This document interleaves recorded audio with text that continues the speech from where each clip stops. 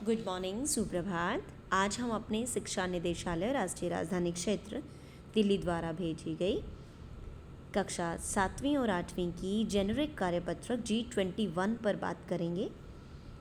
आज 30 जुलाई 2021। Basic detail हम fill करेंगे, विद्यार्थी का नाम, कक्षा अध्यापक का नाम, ये सब हम फिल करेंगे।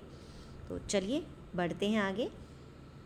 सावन के महीने के आगमन से, अभी सावन ही चल रहा है, भारतवर्ष में त्योहारों का तांता लग जाता है। बहुत सारे त्यौहार शुरू हो जाते हैं, चाहे वो हमारे लोक पर्व हों या राष्ट्रीय पर्व। साहिल तीज के अवसर पर बहुत उत्साहित होता है क्योंकि दोस्तों के साथ पतंग उड़ाना उसे बहुत पसंद है। वह अपने दादाजी के साथ रंग बिरंगी पतंगे लाता है तथा पतंगों को लेकर उधेड़-बुन में लगा रहता है। आओ हम दिए गए चित्र में रंग भरें और पतंग उड़ाने के संदर्भ में अपनी जानकारी को भी साझा करें।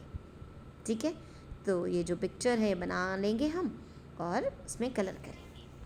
तो सबसे पहले सवाल है, अपनी पसंद की पतंग का एक चित्र बनाइए। यहाँ बनाएंगे और उसमें कलर करेंगे। फिर आगे सवाल है, दिल्ली में पतंग किस अवसर पर उड़ाई जाती है? तो हम कह सकते हैं 15 अगस्त पर उड़ाई जाती है ना। भारत के निम्नलिखित राज्यों में किस अवसर पर पतंग उड़ाई जाती है, उनका नाम लिखो। हमारे राजस्थान में बसंत पंचमी के दिन, ठीक है, गुजरात में मकर संक्रांति पर, और केरल में पोंगल, और हरियाणा में भी मकर संक्रांति, और साथ में हम तीज पे तो नहीं कहेंगे, थोड़े बहुत तीज पे भी कह सकते हैं, दोनों ही लिख लेंगे। चलिए ठीक है, वसंत पंचमी, मकर संक्रांति गुजरात में, और राजस्थान में वसंत पंचमी, केरल में पोंगल, हरियाणा में मकर संक्रांति, और तीज भी लिख सकते हैं हम लोग। पतंग नंबर 1 में कितने वर्ग हैं ये हम काउंट करेंगे। तो वो बनते हैं हमारे, कितने बनते हैं? 26। ठीक है, ऐसे देखो 1 2 3 4 5 हैं एक में, और 2 3 4 5 ना, 5 गुना 5 25, और एक ये पूरा 26। तो कितने वर्ग हैं इसमें? 26। और त्रिभुज कितने हैं यहाँ पर? जब हम त्रिभुज देखेंगे पतंग नंबर 2 में, तो उसमें हमें त्रिभुज कहाँ है? पतंग नंबर 2,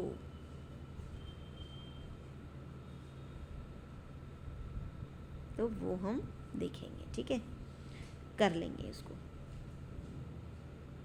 ये रे, यहाँ पे 1 2 3 4 5 और ये 6। तो कितनी है इसमें त्रिभुज? 6। ठीक है, तो चलिए अगला सवाल, पतंग उड़ाने से संबंधित आप भी अपने अनुभवों के बारे में लिखिए। आपने भी कभी ना कभी पतंग उड़ाई होगी या देखा होगा, है ना। और जब हम बच्चे होते तो हम बहुत करते हैं ऐसे काम।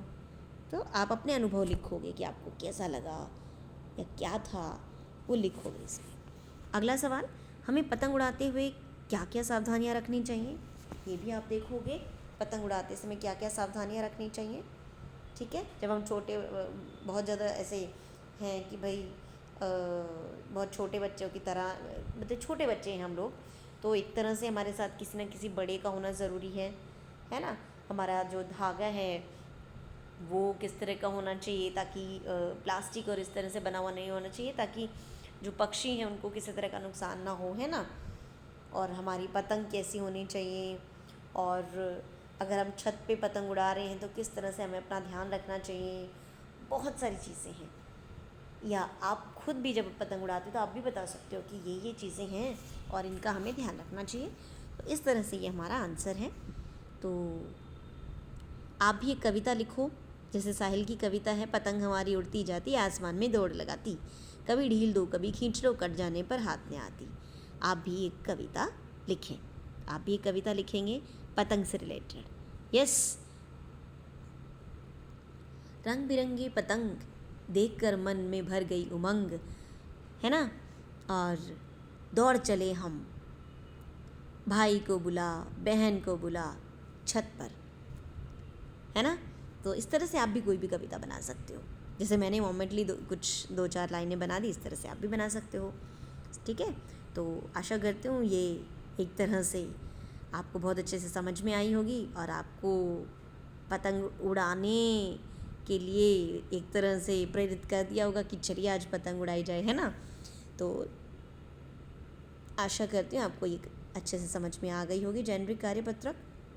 और साथ ही कोविड-19 के दौरान आप सभी अपना ध्यान रखेंगे और जो जैसे 2 गज या 6 फीट की शारीरिक दूरी है, इस तरह का आप पालन करेंगे सारे सभी, और किसी भी भीड़ वाले जगह पर हम अनावश्यक रूप से नहीं जाएंगे। ठीक है, थैंक यू सो मच।